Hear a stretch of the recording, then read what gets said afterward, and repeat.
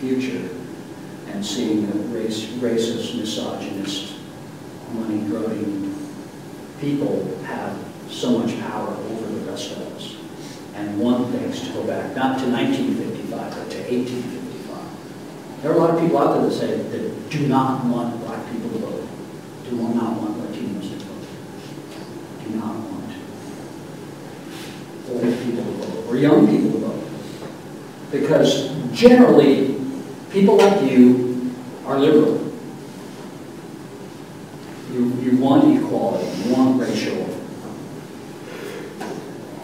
equality, you want financial equality, you want to be able to use your education and go out in the world and make it better, but you'd also like to be able to get a job.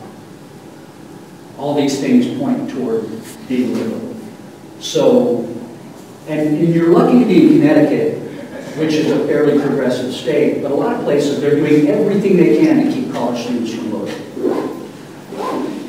which is never ever in the history of the United States has it been so important to vote. I hate to give my little public service stuff, but especially in the midterm elections, next November vote, no matter what, vote.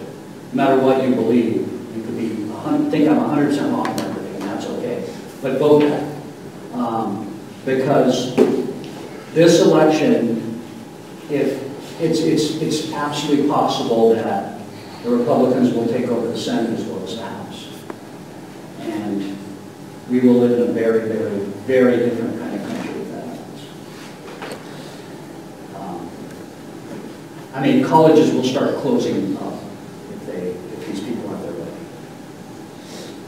I don't think money should go to giving you people dangerous ideas about how we really should be. Knowledge is power, and power is danger to those who already have the power because they want to keep it. And that's been true throughout all of history. People, even a lot of times people with the best intentions, they get in power, they stay in power, they've been in power a long time. They forget why they got there. All they know is they like being in power. They want to stay there. They're going to do everything they can to keep it from happening. There was a study, I would look this up too, and this is the last thing I'm saying this.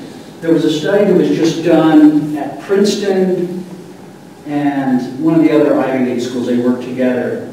Huge study, very scientific. They just came out this weekend and said, literally, according to standard definitions, the United States is no longer a democracy. It is officially an oligarchy, where money, corporate interests run the government, and all the laws are made to benefit them, not to benefit you. That's not good. And it's something that, while there's a little power left to those of us who don't have $1 billion, you should exercise that power in any way you can. That's where creative writing meets up with the real world. You've learned to think in creative ways, and you've learned to look at how things in the world interact with one another. That's where, even if you never write another story or another poem, that's where what you've learned in this class will help. You've learned to pay attention. You've learned to see behind what other people see, and see things, how this affects this, even though they don't seem to be. And you can do something about that. You can vote, you can write letters, you can run for office yourself, you can do a lot of things. You have purchasing power as a consumer. Oh, this company supports, like Nestle. The owner of Nestle has decided that clean drinking water isn't a right, that it's a product, and that he should be able to sell it, own it all and sell it all. And you can't afford to buy his drinking water, and then he'll just stop first. He thinks that's okay.